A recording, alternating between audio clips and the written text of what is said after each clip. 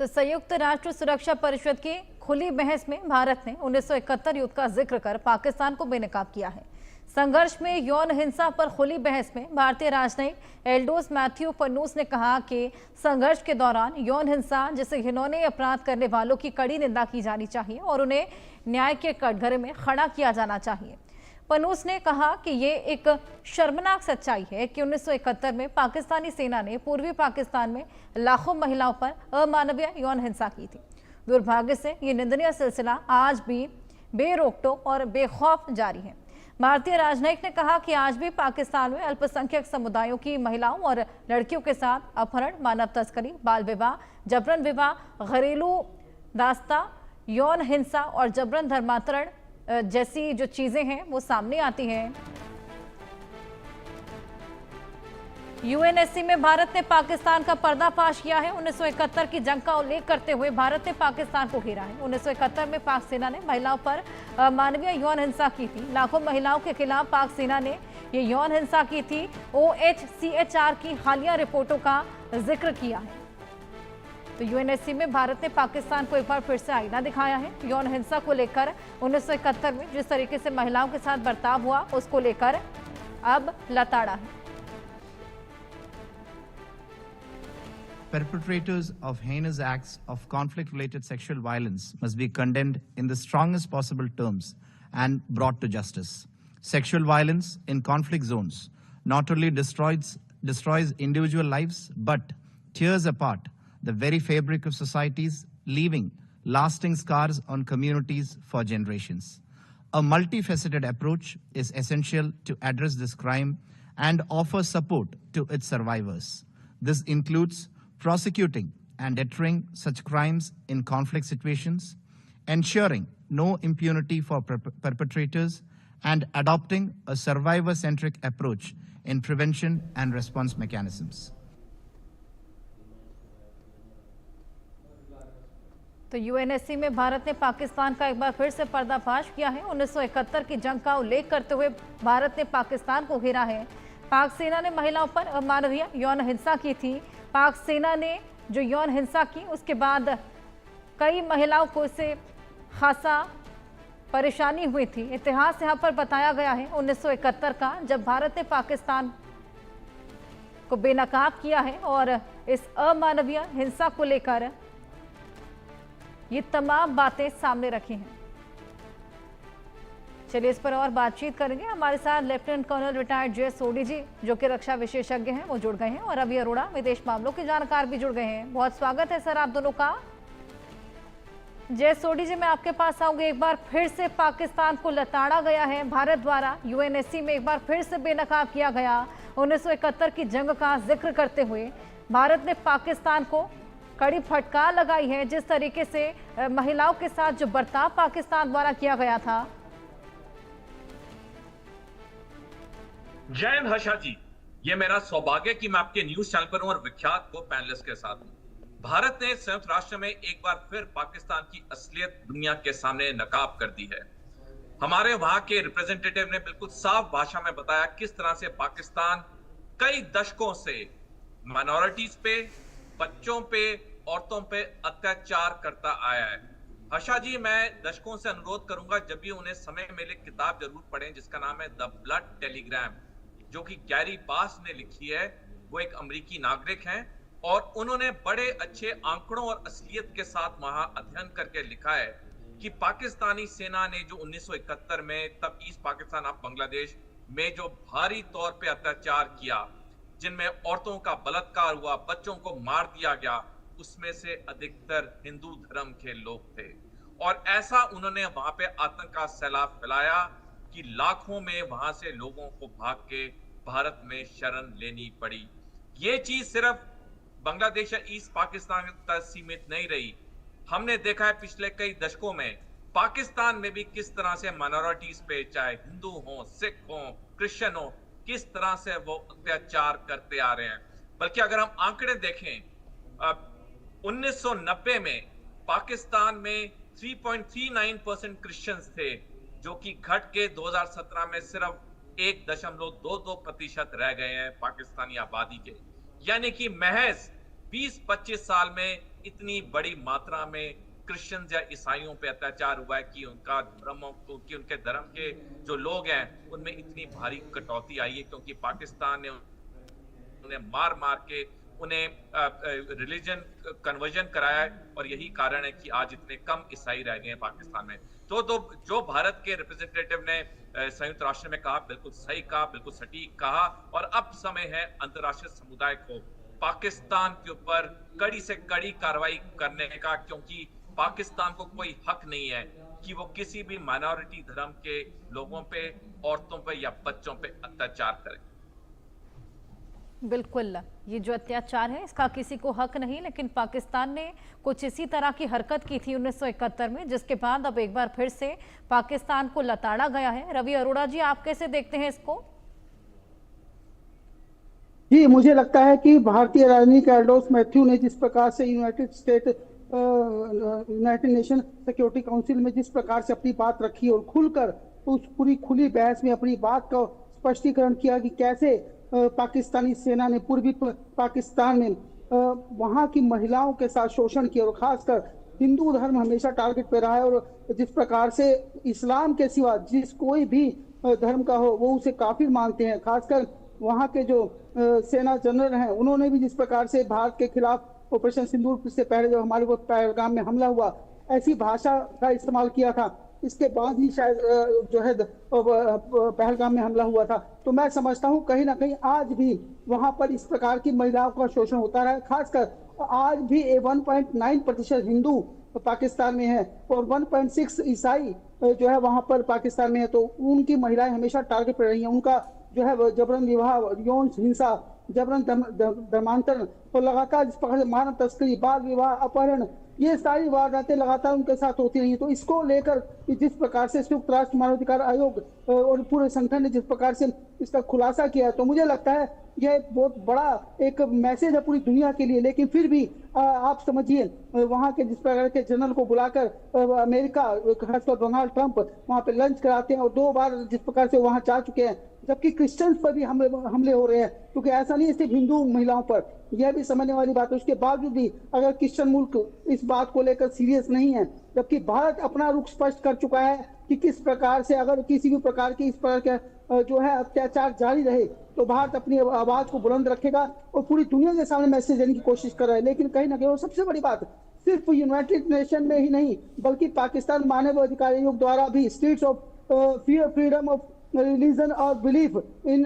2024-25 में इसे सबसे बुरा दौर माना है अल्पसंख्यक लोगों समुदाय के लिए, और खासकर धर्मांतरण जिस प्रकार से कराए गए, इस चीज के लिए पूरा सबसे बुरा दौर ये वक्त का माना गया। तो ऐसे में मुझे लगता है कि अंतर्राष्ट्रीय स्तर पर जब पाकिस्तान खुद इस बात को मानता है और अंतर्राष्ट्रीय समुदाय भी इस बात को बार बार कह रहा है, लेकिन उसके बावजूद भी वहां पर लगातार इस प्रकार की, और सबसे बड़ी बात, पाकिस्तान ने इस निंदा के नाम पर जिस प्रकार से वहां पे महिलाओं के ऊपर भारी लगातार भीड़ हमला करती है, उनका यौन शोषण करती है, और पूरी तरह से मैं समझता हूँ पूरी दुनिया के सामने एक मैसेज आना चाहिए कि इस निंदा के नाम पर जिस प्रकार से लगातार हत्याएं हो रही हैं, तो ऐसे में एक मैसेज है। लेकिन उसके बावजूद भी आज भारत अपनी बात अंतर्राष्ट्रीय समुदाय के सामने, अंतर्राष्ट्रीय मंच पर रख रहा है, लेकिन इसका जवाब यूनाइटेड नेशन सिक्योरिटी काउंसिल को देना है। क्योंकि सबसे बड़ी बात यह है कि इतनी बातें रखने के बावजूद भी अगर यूएनएससी लगातार जिस प्रकार से पाकिस्तान को कई बार वहां से फंडिंग मिलती है विश्व बैंक से, या दुनिया भर के देश उसका समर्थन करते हैं, या अमेरिका कहता है कि आतंकवाद के खिलाफ पाकिस्तान बहुत अच्छा काम कर रहा है, तो यह बहुत बुरा मैसेज है दुनिया के लिए। क्योंकि भारत लगातार बता रहा है कि वहां पर किस प्रकार से शोषण होता है, किस प्रकार से आतंकवाद पाला जाता है, किस प्रकार से पाकिस्तान सुधरने का नाम नहीं ले रहा, लेकिन लगातार जो 1971 से पहले भी वहां पर शोषण होता था, लेकिन उसके बाद जिस प्रकार से हिंदुओं पर लगातार अत्याचार बढ़े, जिस प्रकार से क्रिश्चियन पर अत्याचार बढ़े हैं, आज एक मैसेज भारत सरकार ने, भारत के राजनीतिक ने खुली बहस में वहां पे रखा है, और मुझे लगता है इसका जवाब पूरी दुनिया को अब देना होगा। क्योंकि पूरी दुनिया को यह समझना होगा कि पाकिस्तान सुधरने वाला नहीं है। वहां पे आज भी और ह्यूमन राइट कमीशन जितना भी अपनी रिपोर्ट्स रख ले, लेकिन सच्चाई ये है कि उस पर कोई लगाम लगाने वाला नहीं है, क्योंकि खुद अमेरिका उनको जो है बिल्कुल, वाकई ये बेहद उनकी बड़ा तारीफ असमंजस करते है हैं। कि इतना बेनकाब होने के बाद भी तरह तरह की शय तरह तरह के देश उसको देते हुए नजर आते हैं और कोई भी इम्पैक्ट इसका पाकिस्तान पर पड़ता नहीं है। और एफएटीएफ का हालांकि रुख देखने वाली बात होगी कि क्या रहता है, क्या इसको ग्रे लिस्ट में वापस डाला जाता है। जय सोढी जी, क्या लगता है आपको, क्या इम्पैक्ट इसका पड़ेगा? आशा जी, देखिए, भारत तो समय समय पर अंतर्राष्ट्रीय समुदाय, अंतर्राष्ट्रीय फोरम्स में, कॉन्फ्रेंसेस में पाकिस्तान को बेनकाब करता आया है, लेकिन हकीकत ये भी है कि पाकिस्तान पे कोई असर नहीं पड़ता, क्योंकि पाकिस्तान को तीनों महाशक्तियों का पूरा समर्थन है। 3 महाशक्तियां हैं दुनिया में, रूस, अमेरिका और चीन, और तीनों देश पाकिस्तान को समर्थन करते हैं। तभी हमने देखा, हालांकि हमने पाकिस्तान को 88 घंटे के ऑपरेशन सिंदूर में मई के महीने में बुरी तरह से सैनिक तौर पे हराया, लेकिन उसके 1 महीने के अंदर पाकिस्तान को दुनिया की 3 सबसे बड़ी पैसे वाली institution, monetary institutions, world bank, IMF ने उसको 43.4 बिलियन डॉलर अमेरिकी ऋण दिया। यानी कि एक हाथ पे दुनिया मानती है कि पाकिस्तान आतंकवादियों का गढ़ है। दुनिया के सामने सारे सबूत भारत ने हमेशा रखे हैं, किस तरह जब पाकिस्तान में माइनॉरिटीज का, औरतों का, बच्चों का बदसलूकी होती है, उनके अत्याचार होता है, वहां पे माइनॉरिटीज को बिल्कुल फ्रीडम नहीं है अपना धर्म प्रैक्टिस करने की। इसके बावजूद पाकिस्तान को इतने बड़े तादाद में पैसा मिलता है, इसके बावजूद पाकिस्तान के सामने तीनों महाशक्तियां कुछ नहीं कहती हैं। तो ये एक बात साफ दिखाता है कि हालांकि हमारे प्रयास पूरे हैं, हम हर चीज हर फोरम पे करते आए हैं, लेकिन जब तक 3 महाशक्तियां पाकिस्तान को समर्थन करेंगी, पाकिस्तान बाज नहीं आएगा।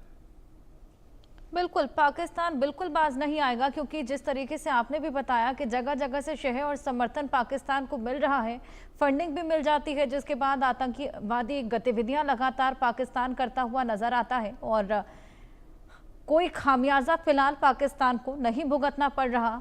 और बाकायदा एक डेलीगेशन भी गया था भारत की तरफ से, जो कि बेनकाब करके आया था पाकिस्तान को, और पहलगाम हमले को लेकर, ऑपरेशन सिंदूर को लेकर तमाम जानकारियां देकर आया था और सबने उसको सराहा भी था, रवि अरोड़ा जी। लेकिन उसके बाद भी हमने देखा कि ट्रंप पाकिस्तान का ही समर्थन करते हुए नजर आए, और यहाँ तक कि जब बात टैरिफ की भी चली थी तो पाकिस्तान पर कम टैरिफ लगाया गया था कंपैरेटिवली भारत से, जबकि भारत के लिए स्पेशल टैरिफ का ऐलान भी किया था ट्रंप ने जब मोदी के साथ मुलाकात हुई थी।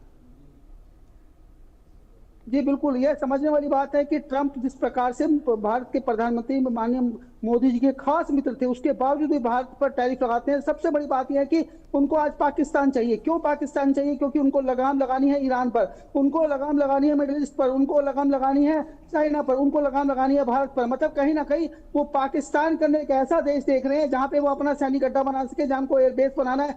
और मुझे लगता है कहीं ना कहीं वो अंतर्राष्ट्रीय समुदाय के अंदर एक मैसेज देना चाहते हैं कि पाकिस्तान को अब एक नई जो है अर्थव्यवस्था की जन्मभूमि बताने की कोशिश कर रहे हैं। मैं समझता हूं कि यह एक मैसेज अमेरिका को समझना होगा कि जो वो खेल खेल रहा है वो आने वाले टाइम में उसके ही घर में, क्योंकि ओसामा बिन लादेन पाकिस्तान में ही मिला था। यह बात अमेरिका को समझनी होगी, लेकिन फिर भी उसको समझ नहीं आ रही। वो कहीं ना कहीं एक डबल गेम खेल रहा है, और कहीं ना कहीं इस डबल स्टैंडर्ड के अंदर वो कहीं ना कहीं खुद अपने ही निशाने पर है। खासकर देखिए जिस प्रकार से यूक्रेन के राष्ट्रपति वहां पे जाते हैं और वहां पर 5 देशों के राष्ट्रपति को लेकर जाते हैं, राष्ट्राध्यक्षों को लेकर जाते हैं, क्योंकि एक मैसेज देने की कोशिश है कि अमेरिका पर भी भरोसा नहीं किया जा सकता। आज पूरा नाटो के देश उन पर भरोसा नहीं कर रहे। कहीं ना कहीं वो डबल स्टैंडर्ड गेम जो खेलने की कोशिश करें, मतलब वहां पे भी यूक्रेन के अंदर भी देखेंगे कि किस प्रकार से उन्होंने एक बड़ी डील की, और वहां पे 8 लाख करोड़ की डील करने के बाद उनके पक्ष में जो है बातें कर रहे हैं कि हम आपको सुरक्षा की गारंटी देते हैं। मतलब उन पर भरोसा नहीं किया जा सकता। हमें ये समझना होगा कि भारत ने बहुत विश्वास किया ट्रंप पर, लेकिन अब ट्रंप भरोसे के लायक नहीं रहे। उनका खुद को नहीं पता कि वो किस भाषा का इस्तेमाल कर रहे हैं। यहाँ तक कि एलन मस्क जो उनके खास थे, उनके साथ भी उनके रिश्ते अच्छे नहीं रहे। तो ये बात समझने वाली है कि आज के जो अमेरिका है, जो आज वहां के राष्ट्राध्यक्ष है, जो वहां के प्रेसिडेंट है, वो आज उनकी सोच बिल्कुल बदल चुकी है। उनका मकसद सिर्फ और सिर्फ अपना मतलब है, उनके देश का वो है, स्वार्थ है। और मैं समझता हूँ उनको अंतर्राष्ट्रीय समुदाय के सामने एक बिग नेता, बड़े नेता बनने का, बड़ा जो अपने आप को सर्वोच्च समुदाय का, सर्वोच्च हिंदू पूरे देशों का जो अपने आप को नेतृत्व करने की क्षमता जो है वो पूरी तरह से खत्म हो चुकी है। आज हम उन्हें अंतर्राष्ट्रीय स्तर पे जो बड़ा देश जरूर मानते हैं, लेकिन सच्चाई है कि उनकी इमेज पूरी तरह से गिर चुकी है। और वो पाकिस्तान के को जिस प्रकार से बुला के बार बार वहां पर बुला रहे हैं और उनके समर्थन कर रहे हैं और यह कहते हैं कि आतंकवाद की लड़ाई में पाकिस्तान उनके साथ खड़ा है और इस जंग में वो शामिल है आतंकवाद के खिलाफ, तो मैं समझता हूँ दुनिया के अंदर कहीं भी आतंकवाद पैदा होता है तो उसका निशान कहीं ना कहीं शुरुआत पाकिस्तान से ही होती है, उसके तार सीधा पाकिस्तान से मिलते हैं। उसके बावजूद भी अमेरिका इस बात को डिनाई कर रहा है और लगातार उनका समर्थन कर रहा है। तो इस बात को पूरी दुनिया समझ रही है और खासकर यूएनओ को भी समझना चाहिए। और आपको बता दूं मैं, जितना भी फंड पाकिस्तान को मिला है उसमें 16% वोट जो पड़ता है उसमें अमेरिका का पड़ता है। लेकिन अगर अमेरिका अकेला मना कर दे तो कभी भी इनको फंड ना मिले, लेकिन अमेरिका का समर्थन हमेशा इनको मिलता रहा है और यह पहली बार नहीं हो रहा है। आज जब से 1947 से लेकर अब तक अमेरिका हमेशा डबल गेम खेलता है, पाकिस्तान को भी एक पाले में रखता है, एक तरफ भारत को भी रखता है, बात भारत से भी करता है। बेशक पहले भारत के पास आता है मिलने, लेकिन उसके बाद पाकिस्तान जुड़ जाते हैं। तो मैं समझता हूँ ये एक मैसेज है हमें समझने वाली, पूरे हिंदुस्तान इस बात को समझ रहा है। और मैं आपको बता दूं कि भारत सरकार पूरी तरह से वेट एंड वॉच की स्थिति में है। अभी देख रहे हैं कि चल क्या रहा है। टैरिफ बढ़ा दिया अमेरिका ने, लेकिन उसका जवाब उसी की भाषा में भारत के प्रधानमंत्री ने कर दिया है कि हम स्वदेशी का नारा देकर। आज भारत सरकार पूरी तरह से अपने एजेंडे पे काम कर रही है, नए फ्री ट्रेड एग्रीमेंट करने की तैयारी है और सबसे बड़ी बात एमएसएमई को मजबूत करने की तैयारी है। यहाँ की क्वालिटी को तेज कर बढ़िया किया जाएगा। और सबसे बड़ी बात यह कि जो उद्योग है उन्होंने उद्योगपतियों से भी आग्रह किया है, छोटे छोटे उद्योगपतियों को भी आग्रह किया, आवाम से भी आग्रह किया है कि सिर्फ स्वदेशी अपनाएं। मैं समझता हूँ बहुत बड़ा मैसेज है और हम अमेरिका को जवाब उन्हीं की भाषा में देंगे।